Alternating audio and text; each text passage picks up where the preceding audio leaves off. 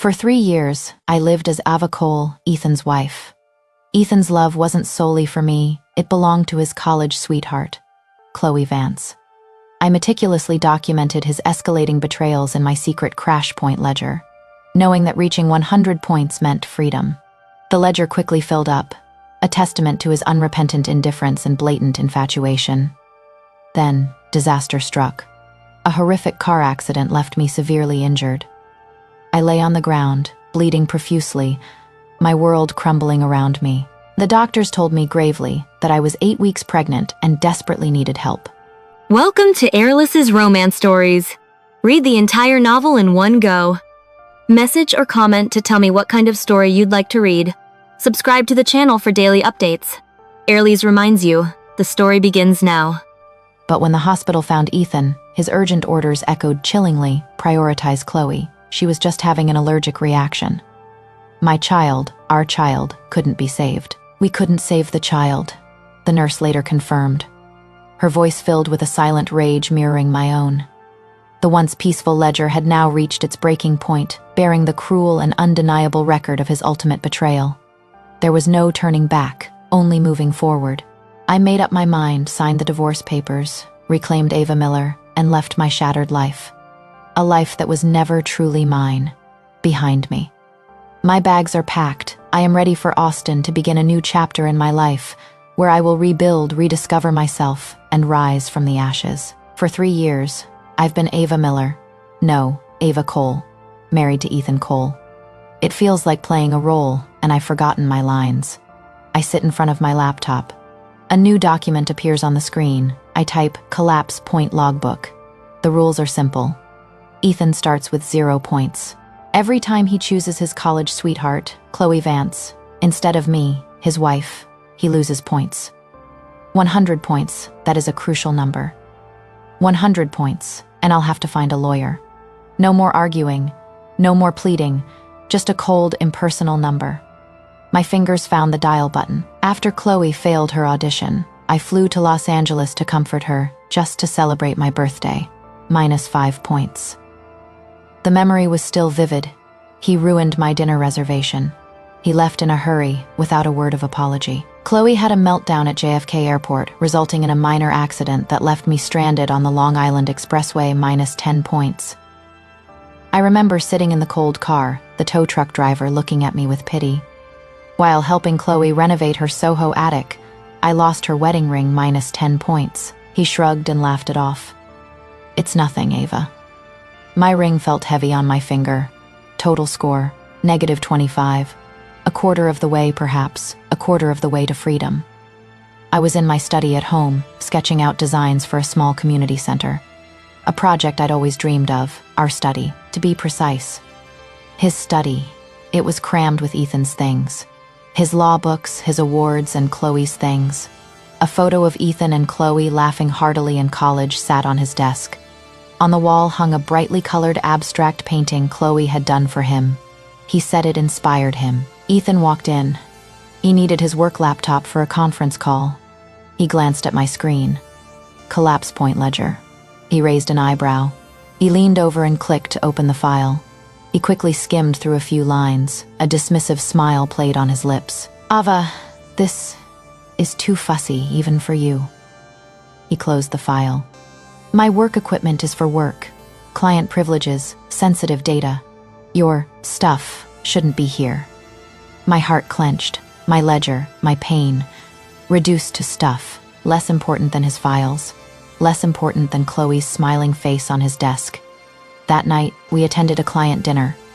This was crucial for Ethan's promotion to partner at the firm. He was incredibly charming and attentive to CEO Mr. Henderson. I played the role of his supportive wife, smiling broadly until my face ached. Just then, Ethan's phone vibrated. He glanced at it, his expression instantly changing, his charm vanishing in place of extreme panic. It was Mark, his college friend. Ethan jumped to his feet, nearly tipping his chair over. Mr. Henderson, I am sorry. There is an emergency at home. I have to go. He didn't look at me and was already walking away. He grabbed his coat. Ava, I have to go.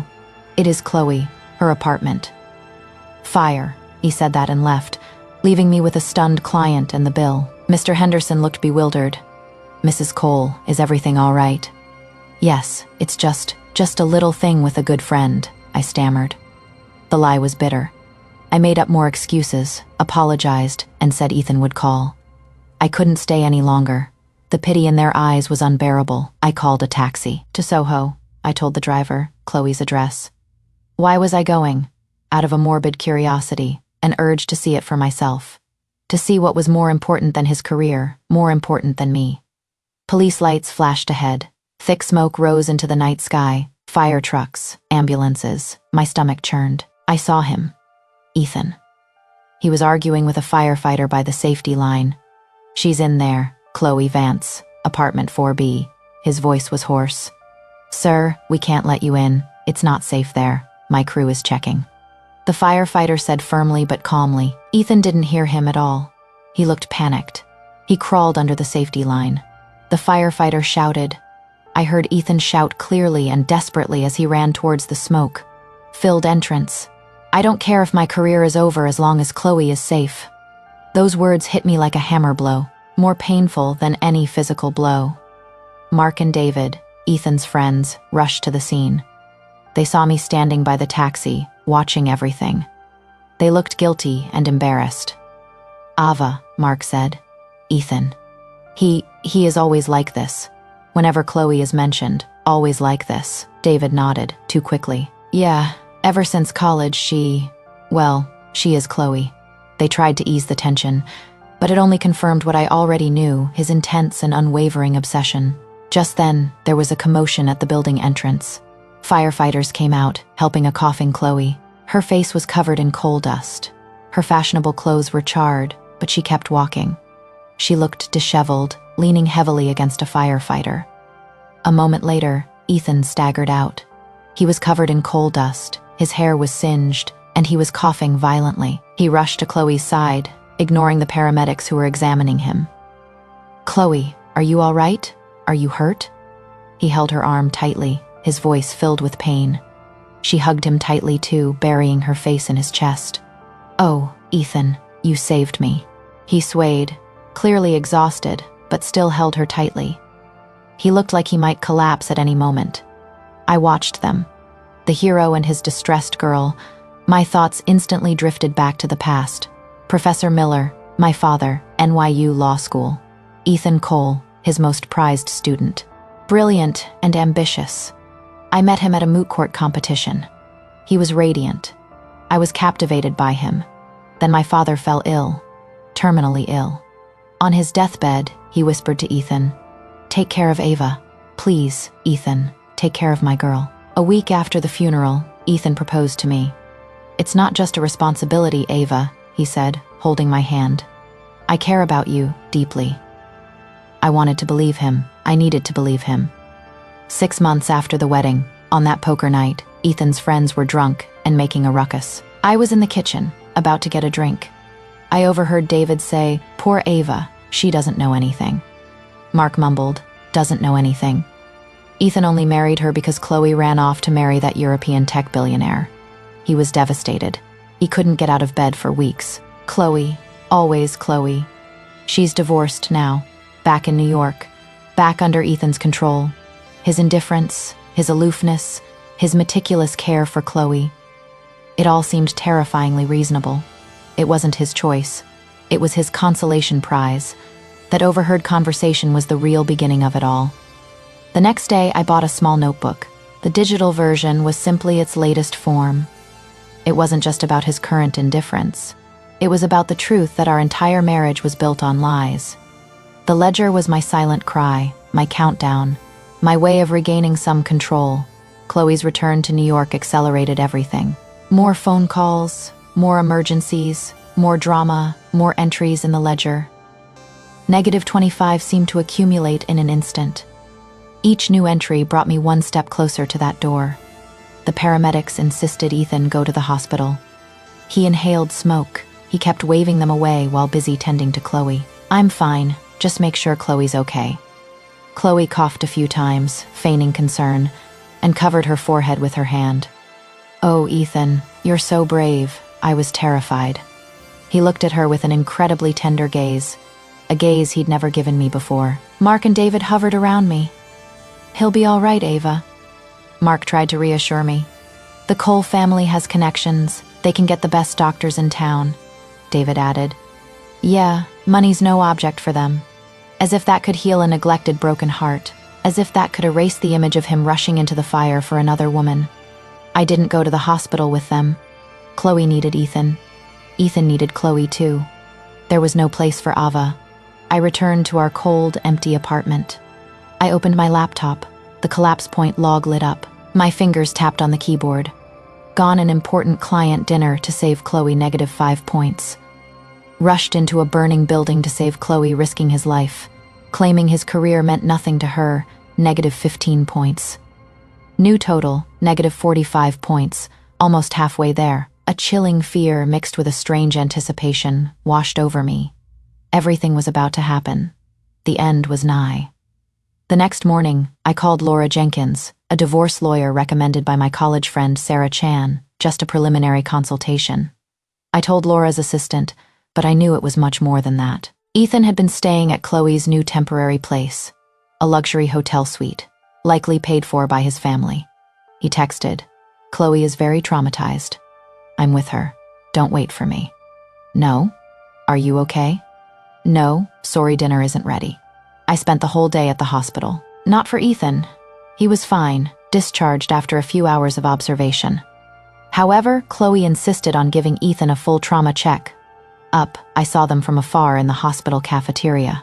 Chloe was trying to feed Ethan a spoonful of yogurt. She was clumsy, and when the yogurt dripped onto Ethan's chin, she giggled. Ethan smiled, a hint of indulgence in his smile, like a parent watching their child clumsily try to help. It disgusted me. I was supposed to be his wife, the one taking care of him, but Chloe always played that role. Chloe gently wiped his chin with a napkin. "Oh, Ethan, I feel terrible. You got hurt because of me." Her eyes welled up with tears, typical Chloe. "Don't be silly," Ethan said softly. He took her hand. "It's just a little cigarette. I'm fine. The important thing is that you're safe." He disregarded his own anxiety and risk just to reassure her. As he always did, tears began to well up in Chloe's eyes. A large crocodile tear. "But your career," you said. Ethan pulled her closer. "Shh, don't worry." He glanced around, then leaned closer, his voice low and mysterious, but I was close enough to hear him. "You know, I never really wanted to be a corporate lawyer. Those mergers and acquisitions." "How boring," Chloe sniffed, looking up at him through her eyelashes. "Really? Really," he said firmly. "Remember when we were kids, you said you wanted to open a series of charming little restaurants all over the world?" Chloe's face lit up with a smile. "You also said you'd be my agent and make sure they all ran perfectly." Ethan laughed, a genuine, almost childlike smile I hadn't seen in years. "Maybe it's not too late," he said softly. "Maybe this fire, maybe it's an omen." An omen? Was this a sign that he was about to abandon this lucrative career, one his family had forced him into, one he had fought for years, just for her childhood dream? A chill ran down my spine. Chloe hugged his neck tightly. "Oh, Ethan, you always know how to make me feel better." He hugged her back, gently stroking her hair, a long, tender embrace. Right here in this public restaurant, he showed no regard for anyone else. No regard for me, his wife, who knew I might be in the same hospital. I stood there, stunned, the scene etched into my mind. Then, I turned and left. I couldn't bear to watch any longer. Everything was too much. That casual intimacy, the shared dreams. He clearly wanted the life he wanted with her. As I left the hospital, I ran into Mr. Davis, one of Ethan's senior partners. He seemed surprised to see me. "Ava, I heard about the fire. Is Ethan all right?" "He is fine, Mr. Davis. Just a bit of smoke." "That is good. That is good." His sudden departure from the Henderson dinner party really startled us. But, knowing Ethan's personality, if this is related to Chloe Vance, he trailed off, a knowing glint in his eyes. Then he handed me a thick envelope. "This was delivered by courier this morning. It is for Ethan, his resignation letter." I gasped. resignation. Yes, effective immediately. The reason given is personal reasons and a desire to pursue other careers. Frankly, Ava, we're all shocked. He could have become a partner so soon. Mr. Davis looked genuinely bewildered. If you see him, tell him he's welcome back anytime if he changes his mind. However, after this, he shook his head. I took the envelope. It felt heavy. I waited until I was in a taxi home before opening it. It was Ethan's familiar, decisive handwriting, written on company letterhead. After careful consideration, I have decided to resign, to pursue my long-held personal ambitions, which no longer align with the requirements of corporate law. Typical corporate rhetoric. However, at the very bottom, there was a handwritten supplement, almost as if added afterward, yet louder than any of the printed text. Chloe is back. An eagle needs to soar with its flock, not be tethered to the ground. It is time to help her build her nest. An eagle, a nest? His foolish nicknames referred to both her and her dreams. Everything was laid out there. In black and white, his entire career was nothing more than a placeholder. His ambition was nothing but a deception. Nothing compares to Chloe Vance. I pressed my head against the cold taxi window. His entire life was controlled by her. His choices, his sacrifices. And what about me? How should I define myself? I was nothing more than a shackle binding him, immobilizing him. The convenient wife he married when his eagle temporarily soared to another. A wave of despair washed over me, so intense it almost suffocated me. But then, a different emotion surged within me. A spark, anger, cold, hard anger, and resolve. He wants to fly with Chloe? Fine, I will sever this shackle myself. I got home and went straight to my laptop, this time, not the ledger. I opened a new browser window. Top architecture firm in Austin, Texas. Sarah Chan, my best friend from architecture school, moved to Austin a year ago. She's a brilliant graphic designer. We've always dreamed of starting our own studio together. Miller and Chan Design. Sounds good. I found Sarah's number. My hand steadied as I dialed. Ava, hi, how are you? Sarah's cheerful voice brought a sense of relief. Sarah? My voice was surprisingly firm. Remember our plans, a design studio? Of course. We called it New Leaf Design, right? It symbolized a new beginning. I smiled slightly. New Leaf Design, I loved the name. Ava, are you serious? You want to do this? I'm serious, I said. I need a new leaf, a completely new tree, even a different forest. Sarah cheered on the other end of the phone. That's fantastic. That's amazing. Austin is thriving. We can do it, Ava. I know we can. Her enthusiasm was infectious. For the first time in a long time, I felt a glimmer of hope, a new leaf. Yes, this was exactly what I needed. So I am filing for divorce, I told Sarah, getting straight to the point after a few minutes of enthusiastic conversation about New Leaf Design. There was a stunned silence on the other end of the line. Whoa, Ava, divorce, moving. This is no small matter. It is necessary, Sarah. It has been a long time coming. I didn't say more. She didn't press me. Business plans. Researching the architecture industry in Austin. It feels good. Finally, I can use my brain again. Finally, I can be passionate about anything other than analyzing Ethan's latest betrayal. My thoughts, usually tangled with pain and resentment, are now clear and focused. I am an architect. I am good at it. I just forgot. After the fire, Ethan still lives with Chloe, helping her with some things. He calls occasionally, brief, casual updates on Chloe's insurance, her search for a new apartment, her emotional state. Never mentions us, never mentions me. That would be easier.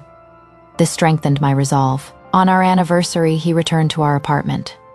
I was in the empty room, which I had started to convert into a makeshift studio, surrounded by blueprints and sketches. He stood in the doorway, looking surprised. Working so late? He asked. His expensive suit jacket still bore the ash from a few days ago, or perhaps it was new. Just some personal projects, I said without looking up. My architecture portfolio definitely needed a refresh. Oh, that is great, he said. You are very busy. An awkward silence followed. I continued sketching, my lines firm and precise.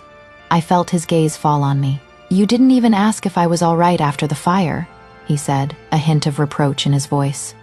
I finally looked up. Chloe seemed to be taking good care of you. My voice was flat, lacking his usual concern. He frowned. Normally, I would shower him with care. Even a slight cough would prompt me to look after him like a mother, but not now. Ava was gone. Is that so? He said, shifting slightly. Yes, Dad will be proud of you getting back into architecture. He always said you were very talented, my father said. It was his dying wish that had dragged me into this sham marriage. It was such a cruel irony. Yes, he said that, I said. I took a deep breath. This was a once-in-a-lifetime opportunity. Ethan, we need to talk. Talk about what? He had already pulled out his phone. Chloe just texted. Her insurance claims adjuster is a nightmare. He began to reply, his brow furrowed, completely focused. I watched his thumb fly across the screen. He was completely absorbed. All of this was for her. My resolve hardened. This was the right decision. He looked up and put his phone back in his pocket. Excuse me, what did you say? Nothing important, I said. This can wait. My lawyer has the documents ready. Greet. Because I have a surprise for you. He suddenly flashed an almost childlike smile. After all, today is our anniversary. My heart skipped a beat. Hope, that tenacious weed. I made a reservation, a trendy new restaurant in the meatpacking area, 8 o'clock. He even had a bouquet of roses. Expensive, long-stemmed, white roses. My favorite. And a fancy brand name gift bag. For a fleeting, dangerous moment, I wondered if I was mistaken. Perhaps, just perhaps, he still remembered. Perhaps he cared. We arrived at the restaurant. It was bustling with people. Fashionable crowds, dim lighting, and deafening music. Cole's table? Ethan asked the waitress. She smiled brightly. Mr. Cole, this way please. Miss Vance is waiting for you. Miss Vance, my blood froze. She was there, Chloe, standing beside a golden table, beaming. This was her restaurant. A grand opening ceremony. Ethan held a bouquet of roses. He elegantly handed them to Chloe. Congratulations, Chloe. They're beautiful just like you. He handed her a designer gift bag. A little gift for your new business, Chloe squealed, kissing him on the cheek. Ethan, you shouldn't have. She ripped the bag open. A limited edition designer handbag. She'd been showing it off on Instagram for weeks. Oh my God, this is it. How did you find it? Ethan just laughed, lost in her adoration. And me. I stood there, holding Chloe's bouquet of roses which Ethan had shoved into my hand while hugging her. I was just a prop. Nothing more. On our anniversary, my husband was paying for another woman's celebration, and I was just a prop wife. I opened the ledger app on my phone under the table. The anniversary dinner was arranged for Chloe's restaurant opening. The flowers and gifts were for her. I am a prop, minus 15 points. Total, minus 60 points. Chloe linked her arm with Ethan's and led him through the crowded restaurant. Let me show you everything, Ethan. It is exactly as we imagined, remember? She launched into a detailed explanation of the restaurant's decor, the menu and the chef she'd poached from a Michelin. Starred restaurant, Ethan listened intently, nodding occasionally, his eyes gleaming with pride. All for her. And this bar, Chloe gestured dramatically. We designed it on napkins from that little cafe in Paris, remember? After that awful meeting with your father's bankers? Ethan chuckled. You spilled coffee on the first draft, but you redraw it perfectly. Chloe squeezed his arm. You always know what I want. He truly did. He remembered every detail of her dreams, every whimsical idea. He glanced at a particular corner booth. You said your lunch party would be there. Chloe chuckled. I was only 10, but you were serious, Ethan said softly. You wanted a place where you felt in control.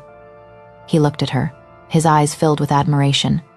I've always wanted to create such a place for you, Chloe. Even if it's just mixing drinks behind the bar.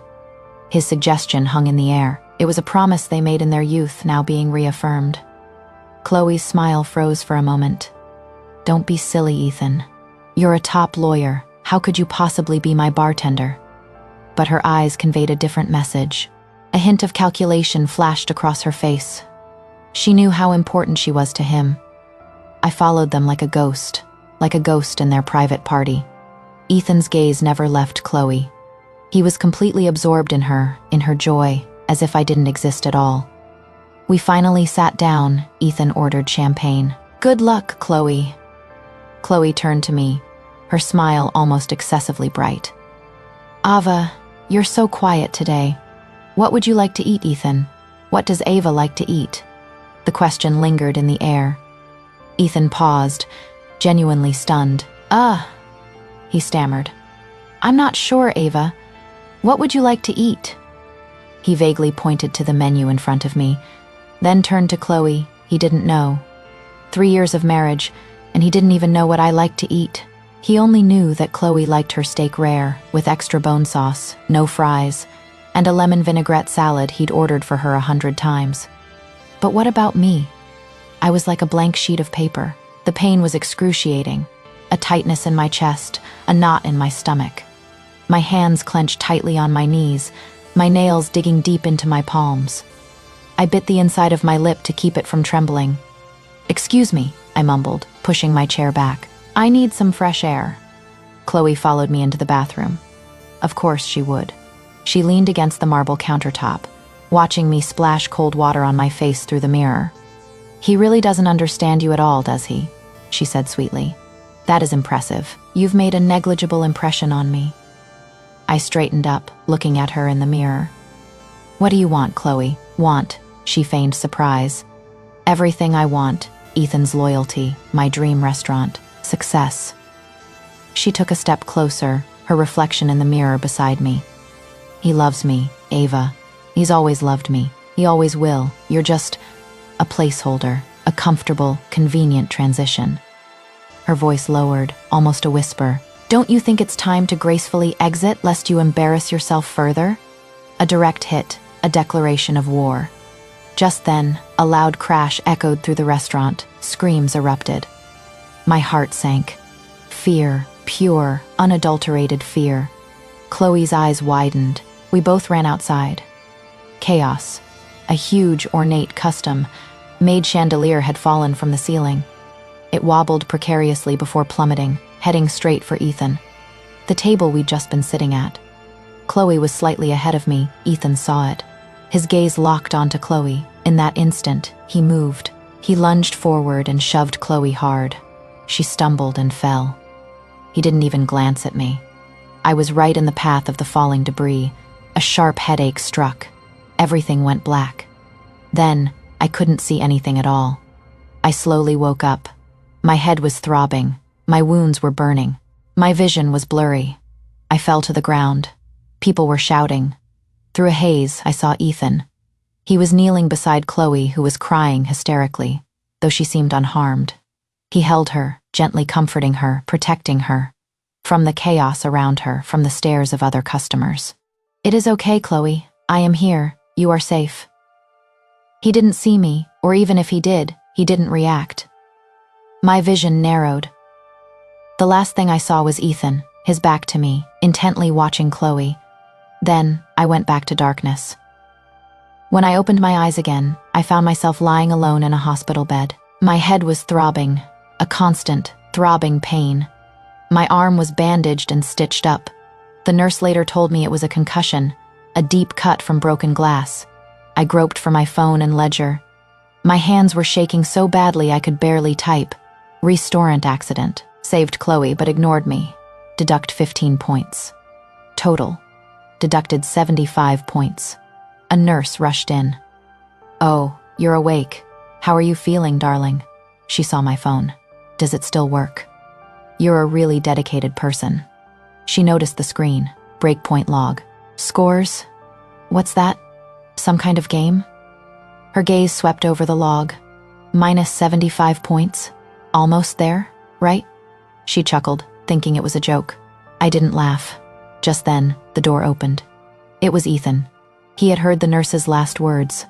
"Almost there, right?" He looked at the nurse, then at me, a fleeting, enigmatic look in his eyes. "Mr. Cole," the nurse said, her tone suddenly becoming formal and disapproving. "Your wife has been looking for you. She's been here for a while now. We've tried to contact you." Ethan seemed flustered. I'm with Chloe. She's been terribly traumatized by that. I have to make sure she's okay." This was his top priority. He spoke so clearly, so calmly, the nurse merely raised an eyebrow. I looked at him. "My husband, what are you doing here, Ethan?" I asked. My voice was flat, devoid of emotion. He shifted uncomfortably. "Well, I was already at the hospital anyway." "Oh, yes." Chloe was deeply traumatized. She insisted on seeing a psychiatrist. Right here, in this hospital. Then, at the admissions office, I happened to see your name on the patient list. Happened to see my name. As if I were just some ordinary acquaintance he'd bumped into. Not his wife, who had also been injured in the accident he'd witnessed. In that accident, he'd chosen to save her, not me. Disappointment, so sharp and familiar, pierced the fog of my concussion. His phone buzzed, undoubtedly Chloe calling. He glanced at it. "Excuse me." He went down the hallway to answer the phone. I could hear his deep, gentle voice. "Yes, Chloe. No, I just came to check. Of course, I'll be right there." He came in, looking hurried. "I have to go. Chloe needs me. Her psychiatrist wants to discuss her treatment plan with me." He barely glanced at me, not at my bandaged arm, not at the bruises starting to appear on my face. "The doctor said, 'You're fine, just a mild concussion. They might discharge you tomorrow.'" With that, he left the room. I'll come back later." And then he was gone. Gone again. Every time Chloe called, he was gone. I lay there, staring at the empty ceiling. Later, another nurse told me I could move around if I felt like it. I needed to move around, to think. I strolled down the corridor toward the psychiatric ward. Through a small window in a consultation room, I saw them. Ethan was sitting next to Chloe, holding her hand. She was talking to a therapist. He listened intently, his face full of concern and tenderness. The same tenderness he had shown her at the fire scene, in the restaurant. A tenderness he had never shown me. Chloe, wiping away tears, recounted her ordeal in a trembling voice. Ethan whispered something, squeezed her hand, and handed her a tissue. He knew her too well. He knew her habits, her fears, her past. He answered the therapist's questions about Chloe's past trauma, anxiety, and medication history. He knew it all.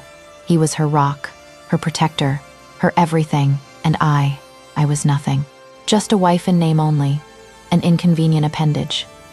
The therapist was a kind, looking woman. She nodded and took notes.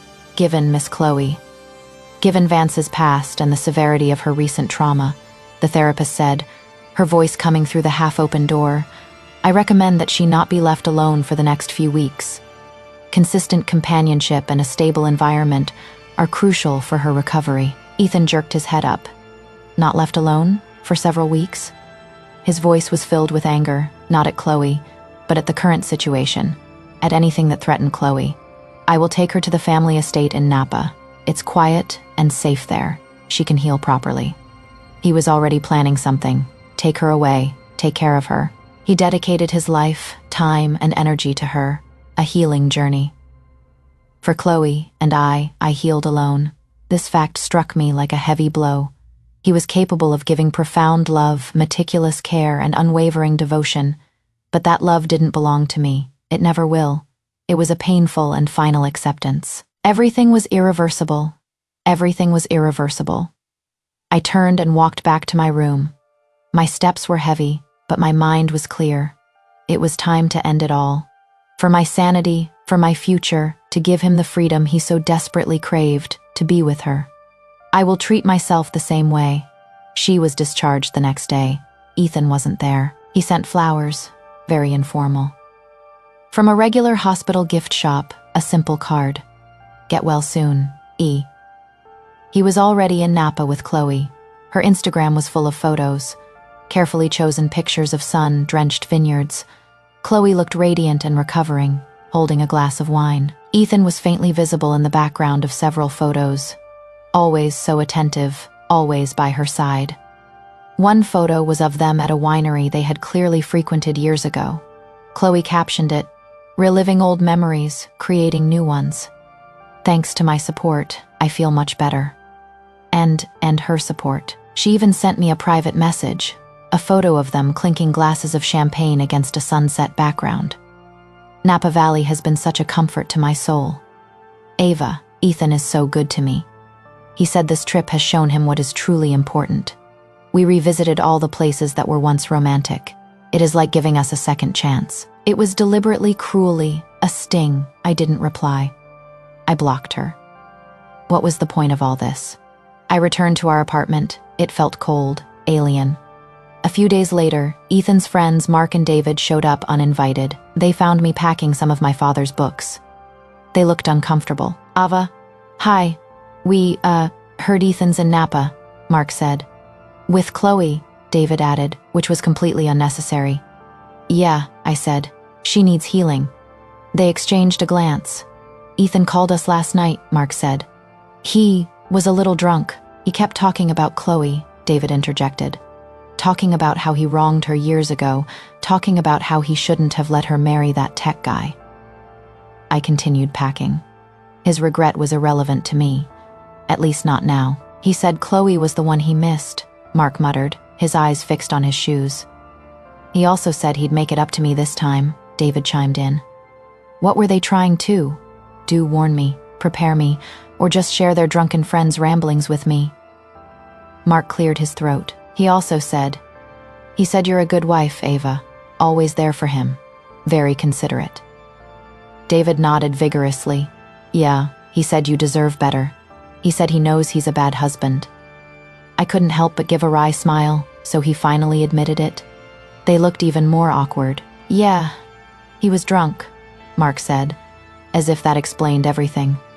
But he did say, David leaned forward, his voice earnest, Ava, you've always been so devoted, so considerate. He said he knew he hadn't appreciated you enough. A warm feeling welled up inside. It was acceptance, even if it came indirectly from his drunken friends. But the warmth vanished quickly, because Mark continued in a low voice. But he also said, but she's not Chloe. She's just not right for me. The words weighed heavily on the air.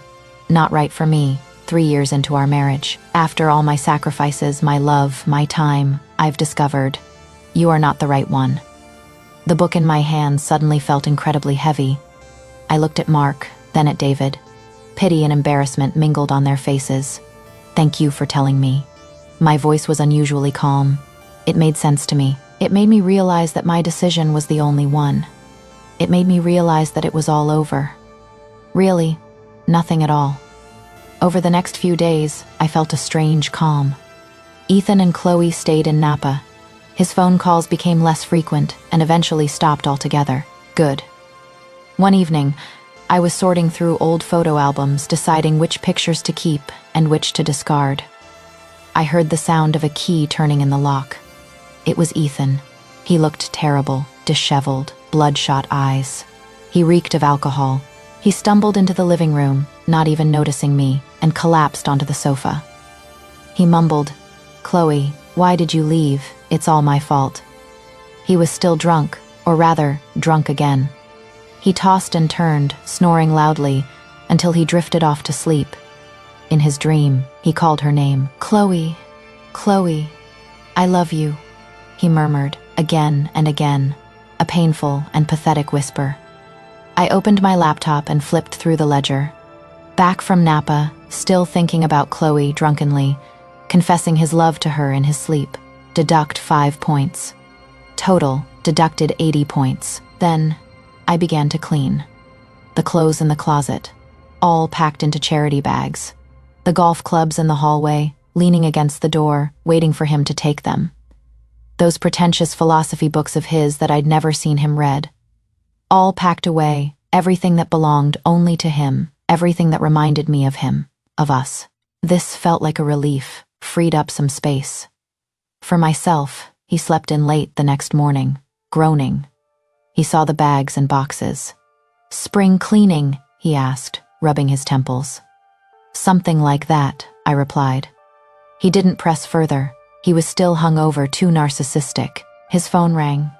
It was Chloe. Sure enough. Hello? Chloe? No, I'm at home. What now? Okay, I'm coming. He grabbed his keys. Got to go. Chloe needs me. He left without even glancing at me. Thank goodness. I continued packing. This time, it was all my own stuff, my books, my clothes, my building tools and blueprints, my life. Everything was packed in boxes. Days passed. Ethan was like a ghost, sometimes asleep, sometimes not in our apartment. He was always there, ready to serve Chloe. I looked at her Instagram. She was back in town looking for a suitable loft apartment, saying she was bravely rebuilding her life. And Ethan was always by her side. I focused on my own plans. I booked my flight to Austin. Sarah helped me find a sunny little apartment. The divorce papers were drafted, just waiting for my signature. Father's death anniversary arrived. A gloomy day. I visit his grave every year. Alone. It is my private ritual. This year, unexpectedly, Ethan offered to come with me. I should pay my respects to the professor, he said. He looked dejected, almost regretful. We stood before the simple granite tombstone. Professor Robert Miller, loving father, respected scholar. I knelt down and gently traced his name. Dad, I think. I'm finally going to do this. I'm leaving him. I'm going to pursue my dreams. The dreams you always encouraged me to have. I hope you understand. A sense of peace washed over me. Ethan placed a small bouquet of lilies on the tombstone, Dad's favorite flower. At least he remembered that. He hesitated before placing his hand on my shoulder. He was a great man, Ava. Yes, it is him, I said, standing up. I was about to tell him about the divorce, about Austin. I opened my mouth, about to speak, when his phone rang, that sharp, urgent tone. I was used to Chloe's endless drama, he answered, his voice immediately becoming urgent. Chloe, what happened? A car accident. Where are you? Stay there. I'm coming right away. He hung up pale. I have to go. Chloe was in a car accident. A car hit her. He was already walking towards his car. Ava, take a taxi home. I have to go now. He left without waiting for my reply. He jumped into his car and drove off, leaving me alone at the cemetery entrance. Once again, I was abandoned. For Chloe, always for Chloe. I hailed a taxi. The rain started, heavy and cold. I stared numbly out the window. Then, the screeching of tires, a blinding flash of light, a deafening crash. Darkness descended. Consciousness fluctuated between clarity and confusion. Pain, pervasive, voices, indistinct, urgent. Multiple fractures, ... internal bleeding.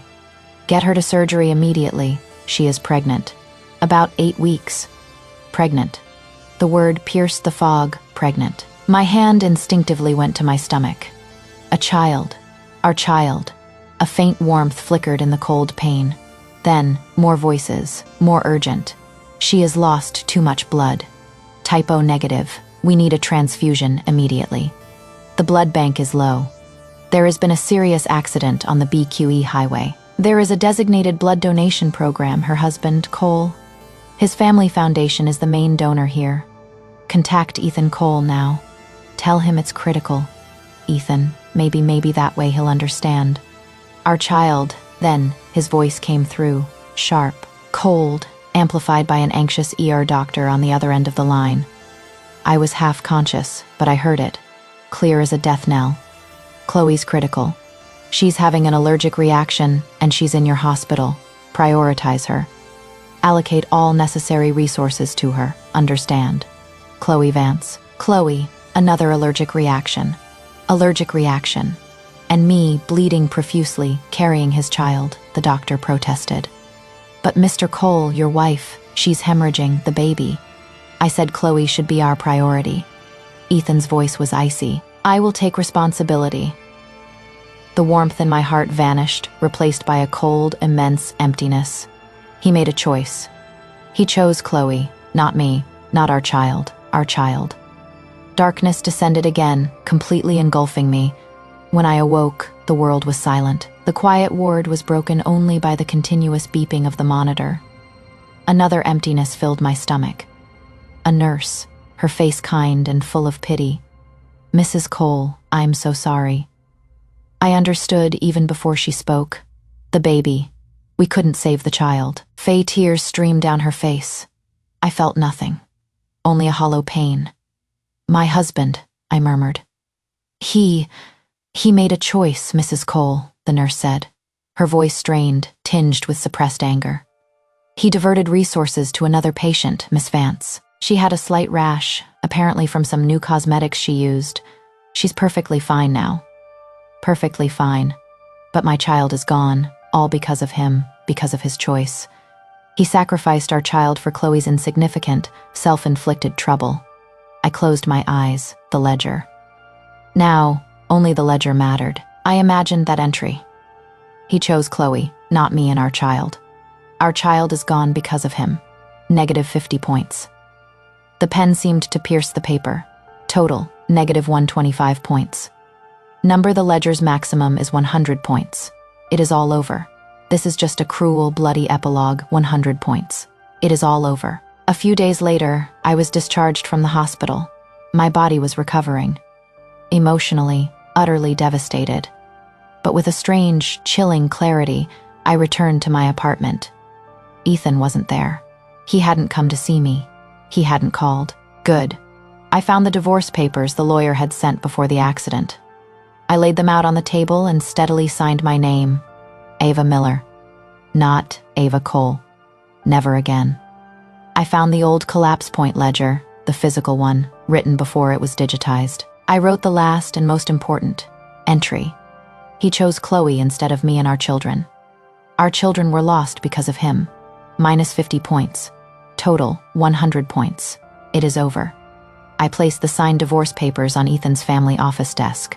On top of that, I placed a printout of the ledger and the notebook turned to the last page.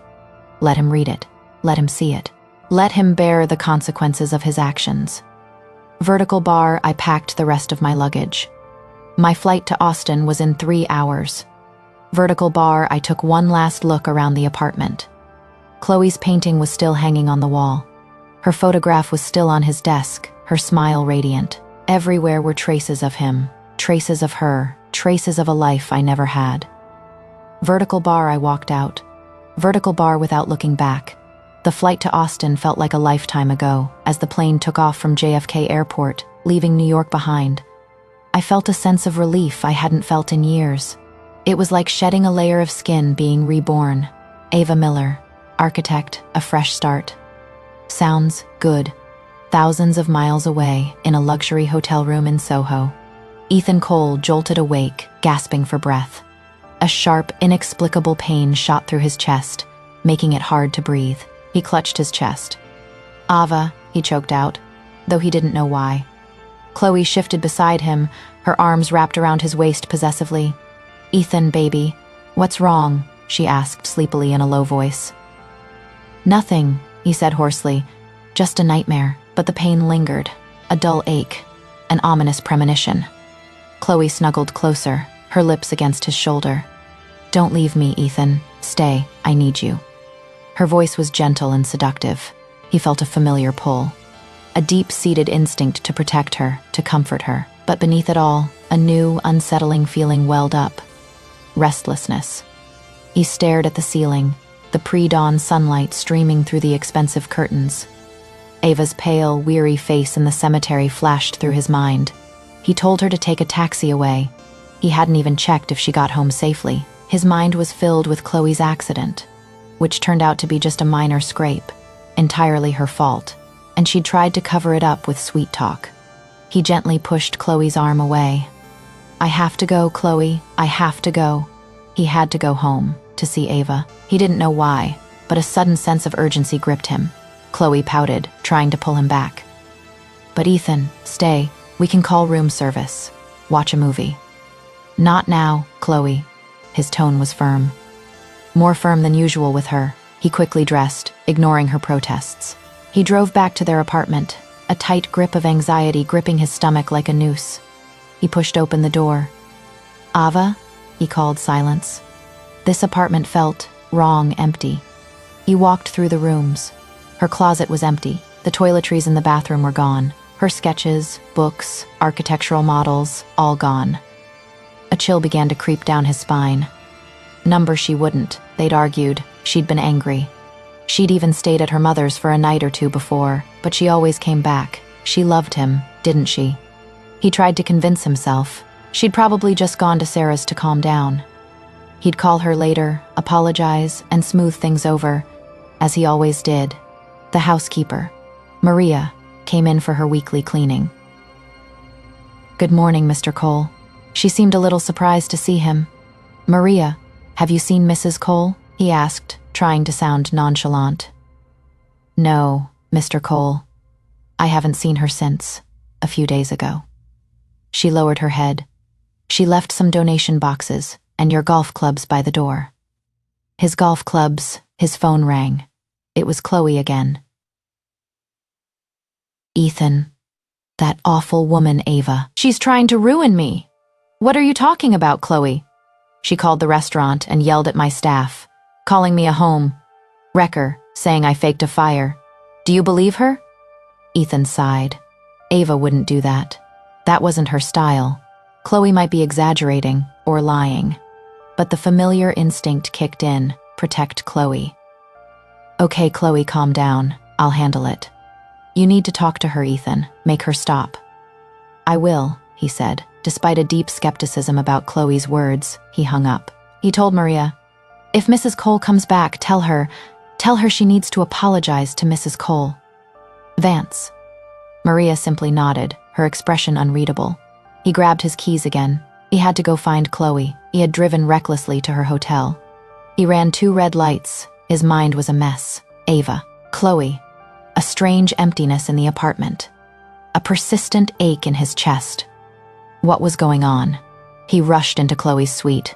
She was there. Everything was fine. Sipping a mimosa cocktail, Mark and David around her. They were laughing. Chloe looked up, feigning surprise. "Ethan, you're here." She wasn't hysterical. She wasn't bothered. She had tricked him again. Ethan stared at Chloe, then at Mark and David. "What's going on?" he asked casually. Mark chuckled. "Chloe just wanted to see how fast you could run, buddy." David grinned. "I think I'll break the record." Ethan felt a surge of anger mixed with humiliation. She said, "Ava harassed her employees." Chloe pouted. "She might really. You know how jealous she is." "Ava isn't jealous, Chloe. She's just hurt." That surprised him. Mark patted him on the shoulder. "Relax, buddy. We're just kidding. Chloe's just bored." David smiled smugly. "You always get so tense when Chloe or Ava are mentioned. I really don't know what's making you angrier lately." He saw Ethan clench his fist. Ethan took a deep breath and slowly unclenched his fist. A strange thought suddenly flashed through his mind. He was almost glad Ava wasn't there. Otherwise, she would have seen him being completely manipulated by Chloe and egged on by his silly friends. For the rest of the time, his mind was a blur, filled with Chloe's demands and his friends' boring chatter. His mood remained low. Finally, Mark and David made an excuse and left. Chloe noticed his absent-mindedness and quietly walked up to him. She stroked his chest, her eyes alluring. "Ignore them, Ethan. Never mind, Ava. Let me cherish you." She pressed her body against his. He felt a surge of physical desire, a conditioned reflex. But emotionally, he was numb, absent-minded. Ava's face kept replaying in his mind, the faint sadness in her eyes, the way she used to look at him, full of love and hope. And he had shattered that hope with his own hands. He remembered how, in their intimate moments, when he whispered silly, sweet words to her, Ava would blush, her eyes would sparkle. How sincere she was. There were no games, no manipulation, only Ava. Recalling that moment, a warm feeling suddenly welled up inside him. This contrasted sharply with the coldness of Chloe's skillful seduction. Chloe sensed his hesitation and intensified her attack, her hands becoming more urgent. She pulled his head down and kissed him. He let her do as she pleased. Resistance was much easier than defense. She led him towards the bedroom, her movements hurried, almost desperate. He felt a brief, detached illusion that she had fallen on top of him. Her lips roamed over his body. "See," she whispered breathlessly against his skin later. "I can always open your heart, Ethan. You can't resist me," he mumbled. The phone rang. It was the home number. Maria was calling. He grabbed the phone, a surge of anticipation and hope welling up inside him. Was it Ava? Chloe frowned. "Don't answer." He ignored her. "Hello. "Mr. Cole, this is Maria. Is Mrs. Cole home?" he asked, trying to suppress the urgency in his voice. "No, Mr. Cole, but she left you a gift." "A gift?" He tried to reassure Chloe, who glared at him. "Maria, tell Mrs. Cole. Tell her I'm having a little celebration tonight. For Chloe. She should do something. Her favorite pasta. Chloe loves pasta." The statement sounded both foolish and malicious. He knew Ava wouldn't cook for Chloe, but he wanted to elicit a reaction from her, anger, or something else. Chloe smiled smugly. She leaned closer to the phone, her voice loud enough for Maria to hear. "Oh, Ethan, you are so naughty." Then she made a clearly sexually suggestive gesture, trying to distract him and assert her dominance. He let her do as she pleased, his eyes still glued to the phone, hoping Maria would give him some hint, letting him know that Ava was there, listening, responding. Maria's voice hesitated. "Mr. Cole, a gift. On your table." "On my table? What?" he suddenly remembered. Their wedding anniversary, he'd forgotten again. Dinner at Chloe's restaurant, that was supposed to be their anniversary dinner. He'd used it as an excuse to celebrate Chloe guilt, sharp and sudden, mixed with a nameless fear, a gift. What had Ava left him? He couldn't take Chloe back to the apartment. Not tonight. He told himself it was because of the gift Ava had left behind. He wanted to see it alone, but a deeper, unnoticed reason was stirring within him. The apartment was also Ava's space. Suddenly, Chloe felt like an intruder. He drove Chloe back to her hotel, making up an excuse about a meeting early the next morning. On the way home, he drove past the little Italian restaurant in Greenwich Village, Ava's favorite lasagna. He remembered one of their early dates when he took her there. She used to be so happy, her eyes sparkling as she laughed at his silly jokes. When was the last time he saw her truly happy? He couldn't remember. The joy in her eyes faded, replaced by a faint sadness he ignored, a sadness he selfishly went unaware of. He went into a late-night flower shop and bought a bouquet of white roses, exactly the same bouquet he'd given her at Chloe's restaurant opening. He knew it was Ava's favorite flower. He remembered the expression on Chloe's face when he gave her the roses. That fleeting hope, followed by painful clarity. Guilt weighed on his chest like a boulder. The traffic was terrible. A sudden downpour seemed to reflect his inner turmoil. He finally reached the apartment building, his anxiety intensifying with each step. He pushed open the door. "Ava?" he called. His voice echoing in the silence. He rushed into their bedroom. The room was empty, completely bare. Her bed was neatly made, but it looked unused for a long time. The air was cold. Her presence was gone. The small jade plant she had placed on the bedside table was also gone. A wave of panic washed over him, cold and nauseating. He went to the study and to the desk. There, he saw it. It wasn't a gift. A manila envelope and a worn-out notebook. He picked up the envelope. His name was printed on it. He opened it and found a medical report inside. St. Vincent's Hospital, emergency room admission. Ava Miller Cole. Date, his father's death. Anniversary, the day Chloe had the accident. Diagnosis, severe car accident trauma. Multiple contusions, internal bleeding. Then he saw words that sent chills down his spine. Emergency dilation and curettage due to miscarriage. Fetus approximately 8 weeks. Miscarriage, the child. Ava was pregnant, 8 weeks. He slumped into his chair, the report in his hands trembling slightly. Ava had so longed for a child they discussed it years ago, before Chloe returned, before he became. Like he was now. She stopped taking birth control pills. They'd been trying, or rather, she'd been trying, and he was distracted. He remembered her quiet disappointment each month. He vaguely recalled a conversation. She said, "Maybe we should see a doctor." He dismissed it. "We're young, Ava. Let nature take its course." But he himself had been excited then, hadn't he? He remembered browsing baby clothes online a long time ago. Teeny sneakers, tiny baseball cap.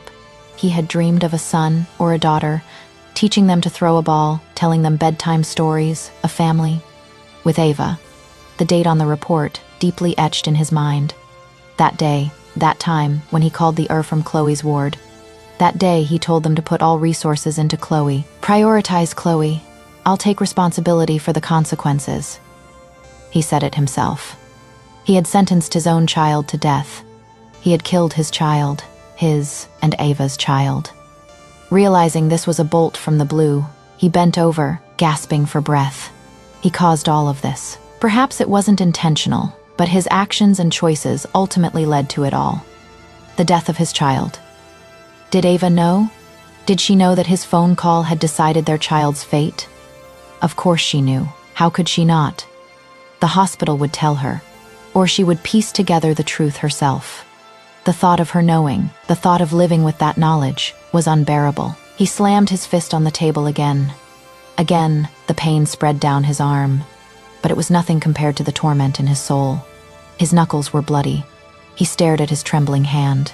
Then he saw the other things on the table, the printed document, the breakdown point logbook, and next to it, the worn little notebook. He picked up the printed document, his heart pounding.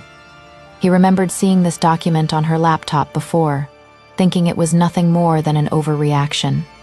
Now, he read it carefully. Every oversight, every instance of prioritizing Chloe, every harsh word, every selfish act was quantified, dated, and penalized. Flying to Los Angeles to comfort Chloe on my birthday. 5 points. Leaving me on the lie highway. 10 points. Losing my wedding ring to save Chloe. 10 points. Giving up a client dinner to save Chloe. 5 points. Rushing into a burning building to save Chloe. 15 points. The anniversary dinner was a setup for Chloe. 15 points. Restaurant accident. Saved Chloe, but ignored me. Negative 15 points. Back from Napa, still hung up on Chloe, negative 5 points. The list continued, a series of failures. His indifference, his cruelty. Each entry was like a nail driven into the coffin of their marriage. A marriage he didn't even realize was ending. Then, the last entry printed out. From the notebook, he chose Chloe, not me and our child. Our child died because of him. Negative 50 points, total, 100 points. It is over. The ink was blurred, as if soaked with tears. The pen had been pressed too hard, almost tearing the paper. 100 points. It was all over. He picked up the signed divorce papers from under the ledger. Ava Miller. Her signature was clear and firm. He clenched them tightly, his knuckles turning white. If only he could go back. If only he could have seen things clearly back then. If only he could have listened to reason. The office door creaked open. Chloe, she must have used her old key. He had never asked for a key. She walked in lightly, wearing a silk robe he recognized. His Ethan, darling. I was so worried you haven't come back. She didn't see the documents in his hand, nor did she see the breakdown on his face. All she saw was him, her possession. Chloe pouted, saying coquettishly, I missed you. She gently stroked his arm, the movement soft yet possessive.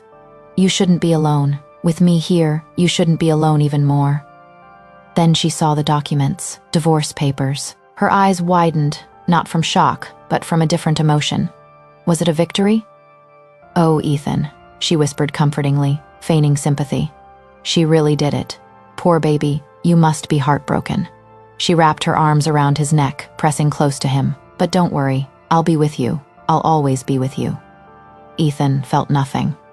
Her touch, which had always felt so familiar, now only felt like pressure. He couldn't speak. Words choked in his throat, swallowed by guilt and sorrow. His mind reeled with Ava's pain, their lost child, and the incriminating ledger. Chloe misunderstood his silence and pulled him toward the bookshelf. Remember this, Ethan? She pulled a small, velvet-wrapped box from behind a row of his father's law books. His secret collection mementos of him and Chloe from the past. Old photographs, concert ticket stubs. A dried rose. The silly Valentine's Day card she made for him in college. He had treasured them all, hidden them, even from Ava. They were evidence of his lingering obsession. He was torn. He looked at the box, then at Chloe's smug smile. He treasured these trinkets, these ghosts of past love. His living, breathing wife, Ava, yearned for his love. His neglect wasn't passive, it was a deliberate choice. He chose to let Chloe live forever in his heart, even at the cost of Ava. Chloe's eyes sparkled. You left them all, Ethan. I know you still love me, she whispered seductively, leaning closer. She is gone, Ethan. Ava's gone too. Now it is just us, like destiny. She turned her head slightly, waiting for his kiss, his embrace. He wanted to confirm her victory, but he couldn't. All he could see was Ava's face, pale and heartbroken. The last entry in her ledger caught his eye. 50 points. Our child is gone because of him. He gently pushed Chloe away. Not now, Chloe. Her smile froze, confusion and anger flashing in her eyes. What do you mean, not now, Ethan? This is our chance. He shook his head. I can't. He couldn't explain. He couldn't find the right words. He only knew that the thought of being with Chloe, continuing this farce, filled him with a powerful revulsion. Chloe didn't give up. For the next few days, she stayed by his side. She helped him sort through Ava's remaining belongings, those Maria hadn't packed up to donate. She talked incessantly about their future, reopening the restaurant, traveling together. Ethan listened numbly. He agreed to help her manage the restaurant. It was a promise he'd made long ago, a debt he felt he still owed. Perhaps it was much easier than arguing with her. The grand reopening of Chloe's restaurant, now renamed Chloe and Ethan's Tavern, was remarkably low-key. He found himself standing behind the bar, just as he'd joked about years ago. His bartending skills were unexpectedly good. He'd learned this skill in college to win her over. He made a perfect martini. A murmur of approval rippled through the crowd. Chloe smiled at him from the other end of the room. See that, Ethan? She mouthed. Perfect. She came over and took his arm. Just like before, she whispered, rubbing her cheek against his shoulder. Remember that little bar in Mykonos? You sweet. Talked the owner into letting you work there as a bartender for a night. You were terrible, but so adorable. She sighed dramatically. I've suffered so much since I left you, Ethan. That European, he's a monster. It was her usual victim narrative. He'd heard it countless times. Suddenly, a loud crash, a scream, a sense of déjà vu. Another lamp, exactly the same as the first. It slammed onto an empty table. Ethan froze. A chill ran down his spine. No way. Not again. Impossible. He looked at Chloe. Her eyes were wide, but there was a strange, almost excited glint in them. This time, the customers weren't just shocked. They were furious. This place is a death trap, someone shouted. She's trying to kill us all to collect the insurance money. Another yelled. The word negligence echoed through the crowd. Chloe looked panicked. Genuinely panicked this time. Ethan, think of something, she screamed, grabbing his arm. He glanced at the fallen device, then at Chloe. He remembered Ava, the blood, the pain in her eyes, their lost child. He pulled his hand away from Chloe. The crowd surged forward, shouting accusations. He instinctively shielded Chloe, protecting her. But this time was different. His eyes held no affection, no desperate desire to protect her, only a weary sense of responsibility. A growing, nauseating suspicion crept into his mind. Ethan, tell them, Chloe whispered behind him. Tell them it wasn't my fault. Tell them it was Ava. She did it, that jealous ex-wife. He remained silent. The scene of the first incident replayed in his mind. Ava was injured, yet no one cared. Chloe acted dramatically, yet was unharmed. And now, it was happening again. Too similar, too coincidental. He looked at Chloe, truly looked at her. For the first time, he realized he wasn't seeing a glamorous victim, but a manipulative, ruthless woman. She would do anything to achieve her goals. The restaurant was ordered to close by the city government pending investigation. Chloe's scandal was all over gossip blogs. Ethan was summoned to his grandfather's study. He was the patriarch of the Cole family, a notoriously stern elder. Standing before the old man, Ethan felt like a schoolboy awaiting punishment. He recalled how he had neglected Ava in his pursuit of Chloe over the years, ruining his life. All his sacrifices had been in vain. His grandfather's voice was icy cold. You have tarnished the Cole family's reputation, Ethan. You, that guy you've been seeing. She is a burden, a gold digger, a fraud. He pointed to a pile of newspaper clippings about Chloe's restaurant. And you quit, and you openly fawned over this woman. You've made yourself a laughingstock. Ethan remained silent. Every word he spoke was deserved. I tolerated your infatuation with her for so many years, hoping you'd slowly come to your senses. Clearly, I was wrong." The old man sighed. "Your father is very disappointed. So am I." Ethan finally spoke, his voice low. "I know, accept the consequences." He knelt down. It was an ancient gesture of submission in their family. "I renounce my inheritance of the Cole family fortune. I will no longer tarnish the family's reputation." He wanted atonement. For Ava, for their lost child, for his wasted life. His grandfather looked at him, a flicker of surprise in his stern eyes. Then, he slowly nodded. "Perhaps you still have a shred of honor left." The punishment came swiftly and harshly. It wasn't the stripping of his inheritance. That would be too public. It was the stripping of his privileges. He could no longer access the family's vast wealth. There was also a tangible punishment. His grandfather, though advanced in years, still leaned on a heavy cane. Ethan endured it, silently. He deserved it. He returned to his apartment.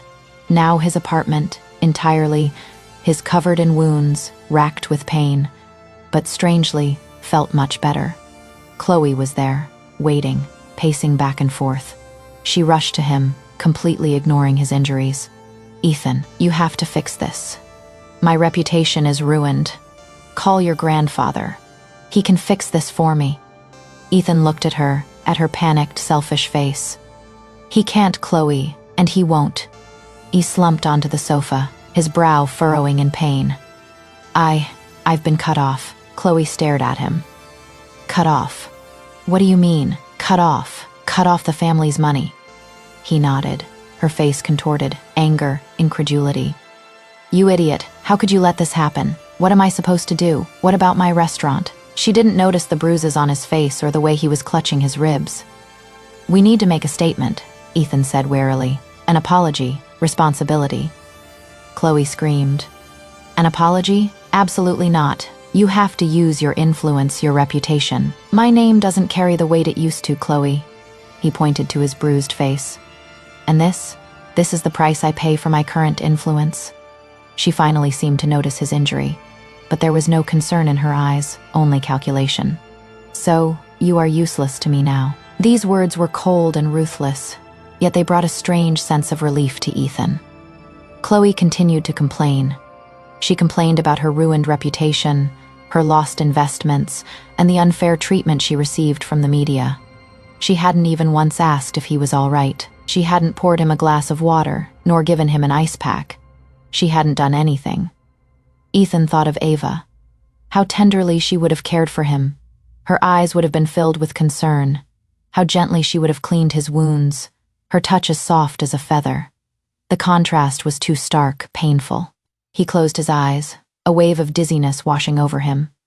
The physical pain combined with the mental anguish was overwhelming. He collapsed forward, his consciousness fading. He woke up in a hospital bed again. This time, in a public hospital. No Cole family connections pulling the strings. He heard a familiar voice. It was Chloe. She was on the phone in the hallway, her voice loud and agitated. "Yes, live now. I'm going to tell my story." He struggled to sit up, his head throbbing. He saw a television in the corner of the room, unplaying a news channel. Chloe appeared on the screen, tears streaming down her face, feigning agony. She was live, streaming on social media, seemingly from a hospital waiting room. And that awful woman, Ava Cole, my husband's ex-wife, it was all her doing. She was always jealous of me, jealous of my success, jealous of Ethan's love for me. Chloe held up a piece of paper. It was the divorce papers Ethan had left on the table. Ava's signature was clearly visible. She wanted to ruin me. She destroyed my restaurant. These divorce papers prove how resentful and vengeful she is. She couldn't stand that Ethan chose me. Ethan felt a surge of intense anger rising within him, almost suffocating him. He ripped the IV from his arm, ignoring the pain, and staggered out of the room towards Chloe. She was still live streaming, completely unaware. "She's a monster, a manipulator. Chloe!" His voice was like a roar. She jumped, dropping her phone, but the live stream continued. "Ethan, why are you out of bed? Stop, Chloe, stop lying." He trembled with rage. "Ava has nothing to do with this. You know that. Chloe narrowed her eyes, her tears disappearing. Don't be naive, Ethan. This is good publicity. People love watching women argue, a dumped ex-wife. It's eye-catching. She even smiled smugly. You have to take back everything you said publicly now. His voice was low and dangerous. Chloe laughed. The laughter was grating and unpleasant. Take it back. Are you insane? This is my chance to be a victim, my chance to be a survivor. You are the perpetrator, Chloe. Not Ava. Ava is the victim. Your lies, my blindness. Chloe's face turned cold. Ethan, what is wrong with you? Don't tell me. Don't tell me you really fell in love with that poor, boring little mouse. The question hung in the air. Fell in love with Ava. Ethan stared at Chloe. Her question echoed in the deserted hospital corridor. Had he fallen in love with Ava? He remembered Ava's quiet strength, her gentle kindness, the wisdom in her eyes, and her patient, unwavering love for him, even in his cruelty. He remembered the breakpoint logbook, the meticulously recorded anguish she had endured. He remembered their lost child, a life extinguished by his choice. His heart ached as if it were being torn apart, filled with profound regret. Was this love? Was this the pain of having possessed it only to abandon it with his own hands? This desperate, hopeless longing to go back to the past, to make amends, to cherish what was? Yes, God help him. Yes, that is it. His silence was enough for Chloe, her face contorted with rage. You've fallen in love with her after all. I've done for you, after everything we've been through. She began to scream, incoherent accusations. Vicious insults directed at Ava. Insults directed at him. The nurses rushed in. A security guard appeared. The live stream continued, recording every ugly moment. Ethan ignored the chaos. He looked directly at Chloe, his voice clear and steady, interrupting her screams. I love Ava, Chloe. You won't be able to ruin her reputation. You won't be able to use her or me to play your pathetic games. Chloe lunged at him, her nails flashing. You bastard! I'll kill you! I'll kill her! He easily grabbed her wrist. She was just bluffing. She had no real strength. It's over, Chloe. He pushed her away, not roughly, but with an undeniable resolve. Chloe staggered back, her face filled with disbelief and rage. You'll regret this, Ethan Cole. You'll both regret this, she yelled at him. Then she turned and ran, the security guards close behind. Ethan stood there, surrounded by curious onlookers and the beeping of medical equipment. He felt empty, utterly exhausted. But strangely, he also felt a sense of peace. He had finally spoken the truth. He loved Ava. This love came too late. This love he didn't deserve. This love he might never be able to express to her. He returned to his room, the adrenaline rush subsiding, and he felt weak and trembling. He collapsed onto the bed, burying his face in his hands. Regret, like a living demon, tore at him. Ava, where was she? How could he find her? How could he make up for the harm he had caused? He stared at the ceiling all night, Ava's face, the memories of her silently enduring pain haunting every waking moment. He knew with absolute certainty that he had lost her. Utterly, irretrievably. And this was entirely his own fault. Austin, Texas. A new city, a new life. New leaf design. My partner and friend, Sarah Chen, greeted me in our small rented office. It was small, but bright and full of potential. Just like me, I hoped. Welcome home, Ava, Sarah said, giving me a hug. Our team was small, just me, Sarah, and two bright, enthusiastic interns. We had a few small projects on hand, a kitchen renovation, a coffee shop redesign. Nothing glamorous, but work. Real work. Work that allowed me to use my skills and pour my passion into it. This work slowly and painstakingly began to heal the wounds Ethan had inflicted. I threw myself into it. Long hours. All-nighters, designing, drawing, meeting with clients. It was exhausting, but exhilarating. I named our first major proposal Project Phoenix, an arts center built for a neglected community, a phoenix rising from the ashes. Sarah loved the name. Perfect, she said. For them and for you. We faced setbacks, budget cuts, permit delays. But we persevered. The determination I once had for a brink of collapse ledger now fueled our startup, and then we won. Our first major project, Project Phoenix, was officially launched. Local news even covered us, with headlines like "Newly formed women, led design firm revitalizes community." We celebrated in our small office with cheap pizza and even cheaper champagne. Liam Walker, one of the talented young architects we recently hired, raised his plastic mug. "To Eva Miller," he said, his eyes gleaming with admiration that made me blush. "The most talented and resilient architect I know, and to New Leaf Design." A warm feeling welled up inside me, but it had nothing to do with the champagne. Liam had joined us a few months earlier. He was quiet, focused, and incredibly talented. He saw in my sketches for Project Phoenix a brilliance that others had overlooked. He believed in it, and he believed in me. I still remember that interview. His portfolio was impressive, but what truly moved me was the calm confidence in his eyes and the passion in his voice when he spoke of sustainable design. I gave him a chance, just as Austin gave me a chance. Now, seeing his radiant smile, the pride on Sarah's face, and the intern's excited conversation, I feel an unprecedented sense of satisfaction. We are creating something together, something brand new and wonderful. After the office get-together, I went out onto our little balcony for some fresh air. The Austin night was warm and pleasant, filled with the scent of jasmine from the nearby garden. I leaned against the railing, gazing at the city lights. Freedom, joy. These were words I hadn't used to describe myself in a long time. Liam followed me out. He stood beside me, silent for a moment, simply enjoying the tranquility. "It is wonderful, isn't it?" I finally said. "Project Phoenix. Sometimes, I still can't believe we actually succeeded." "I can believe it," he said softly. "I saw your design, Ava, your passion. I've never doubted that." He turned to look at me, his gaze fixed on me. "You're an outstanding architect, Ava, and a remarkable person." I felt my cheeks flush again. "Thank you, Liam. It means a lot to me, especially coming from you." He smiled. "Remember when I first saw the job posting for New Leaf Architects? I almost didn't apply. A new firm, just starting out. It felt like an adventure." "But you applied anyway," I said. "But you applied anyway," he repeated.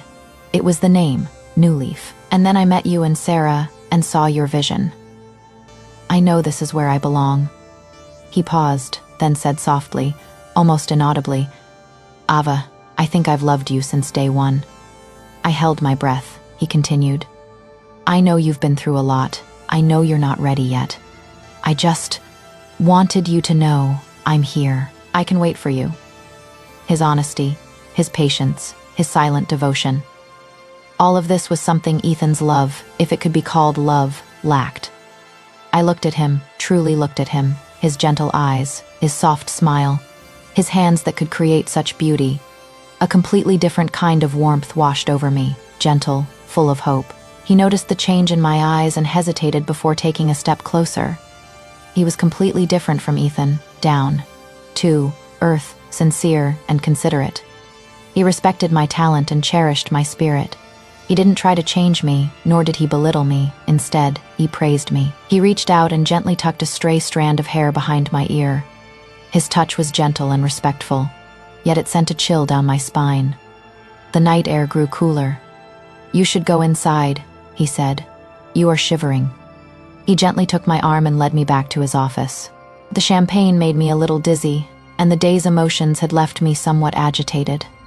He led me to the old sofa in the corner, the place where I often dozed off late at night. I collapsed onto the sofa, suddenly feeling utterly exhausted. He knelt beside me, his face full of tenderness, which warmed my heart. He leaned closer, and for a moment, I thought he was going to kiss me. My heart pounded.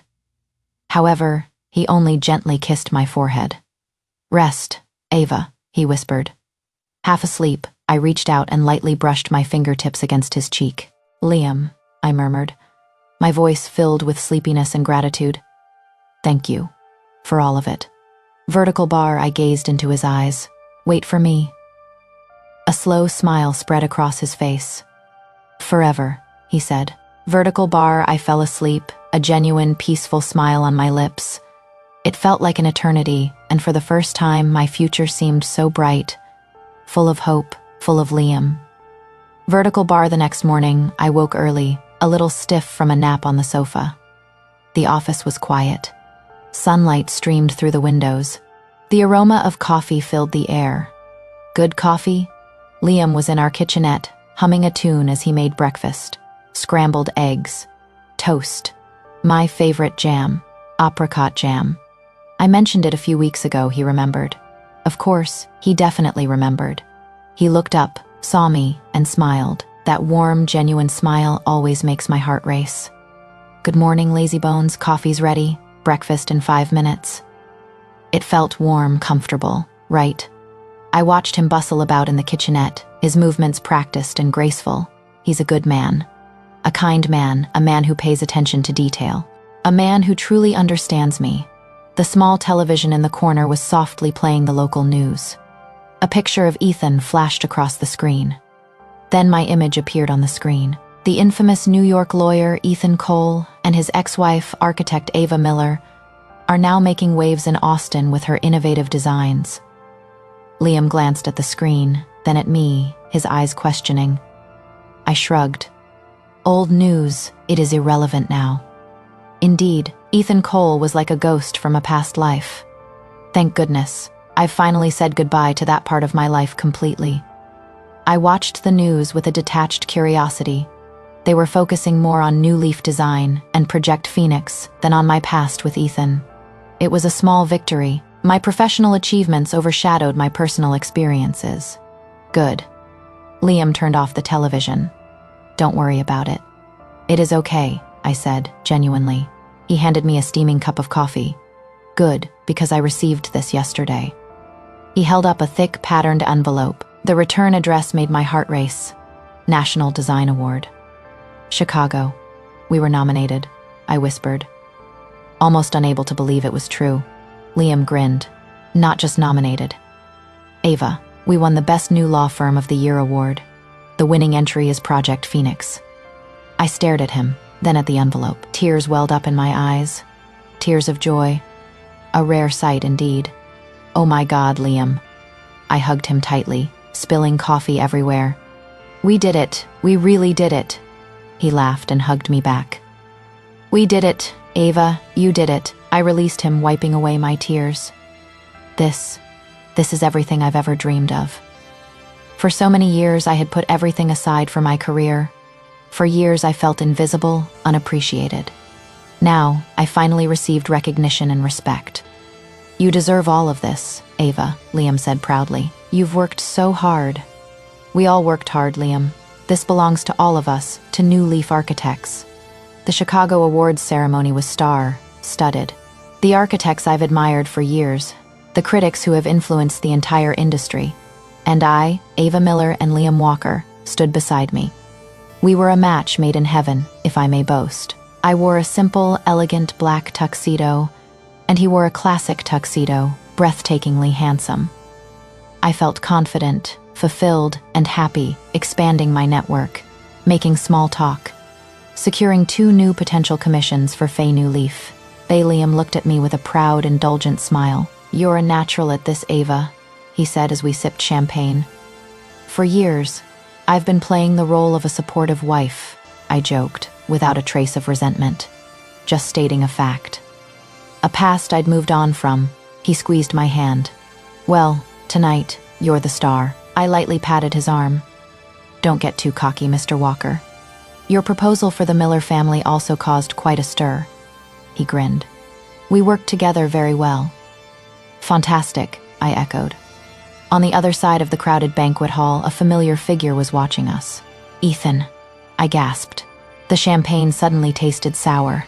He looked different, thinner, wrinkles around his eyes, but it was definitely him. He was staring at me, staring at us, staring at Liam holding my hand. His face was filled with pain, a pain so deep it was almost unrecognizable. Jealousy, despair, regret, all of it was there. The pain he had once inflicted on me was now being retold in him chillingly. Ethan, how did he find me, of course? The awards, it is an open secret.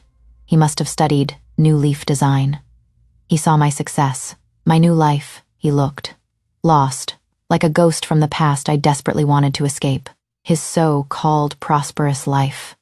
That was me, not him. He was stagnant, stuck in the mess he'd created. He started walking toward us. Just then, a perfectly manicured hand grabbed his arm. It was Chloe. She held him tightly, her face a mixture of resentment and despair. She whispered something in his ear, glancing at me. She looked haggard. Her former charm was overshadowed by a bitterness that seemed to gnaw at her from the depths of her being. I remember the news reports after the restaurant disaster, her tearful, controlling live stream. After Ethan finally mustered the courage to stand up to her, she was forced to apologize publicly. Ethan destroyed all their mementos, burned them. A symbolic purification, yet she was still here, clinging tightly to him. Fearful, angry. My presence threatened her. My happiness unsettled her. Ethan gently withdrew his arm from Chloe's. He walked towards us alone. His gaze never left me. "Ava," he said hoarsely. A chilling longing welled up inside me. I finally found you." I met his gaze, my eyes cold and distant. "Mr. Cole," I said politely but distantly, as if speaking to a stranger or business partner. His face darkened and the hope in his eyes vanished. "Ava, please, don't." "Miss Miller, I think you deserve congratulations," I interrupted him. "You look like you've done very well." My tone was formal, my smile stiff. "But you shouldn't have kept your companion waiting so long." I nodded to Chloe, who stared at us like a hawk, her face contorted with anger. Ethan looked flustered. "She's not. We're not. She's only here because she insists on apologizing to you in person." He practically dragged the protesting Chloe in front of us. "Chloe, apologize. Apologize now." His voice was cold and ruthless. Chloe glared at me, then at Ethan, then at me again. She mumbled a reluctant, insincere, "I'm sorry." I merely raised an eyebrow, unmoved, indifferent. "Ethan," I said firmly, "it's all over. It's all over. There's nothing more to say." His face fell, as if he'd lost his will to fight. "But Ava," I thought, "perhaps we could." "No, Ethan," I said, my voice softening slightly, but my resolve unwavering. "There is no us. Never again." Liam stepped forward, wrapping an arm around my waist, protecting me. His very presence was a silent declaration, a boundary. Ethan's gaze first fell on Liam's arm, then returned to my face. Failure. Utter, absolute failure. It was etched deeply on his face. "Ava, please," Ethan whispered, his voice choked with emotion. "I made a mistake, a terrible mistake. I understand now. I'm so sorry. I'm sorry for everything." His vulnerability was unsettling. This broken, pleading man was a stranger.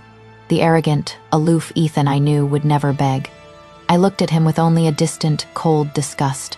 My gaze was icy, devoid of any feeling for him. Liam's arms tightened around me. "Cole, I think you've said enough," Liam said in a low, dangerous voice. "Ava has let go. You should too." He looked Ethan up and down. "You had your chance, but you messed it up, time and time again, and you messed it up terribly." Ethan seemed struck, his body trembling. His gaze shifted between Liam and me, taking in the unspoken understanding and intimacy between us. He took a step back, then another, but didn't leave. He lingered at the edge of the ballroom, his eyes following me like a lost soul, hovering on the edge of my happy new life. Later, when Liam and I left, he was still there, watching us. Chloe approached him, her face a mixture of hope and despair. "Ethan," she said pleadingly, "she has obviously started a new life, with him. So, now it is just the two of us, isn't it? We can try again." Ethan looked at her, his eyes cold and empty. "You're useless to me now, Chloe."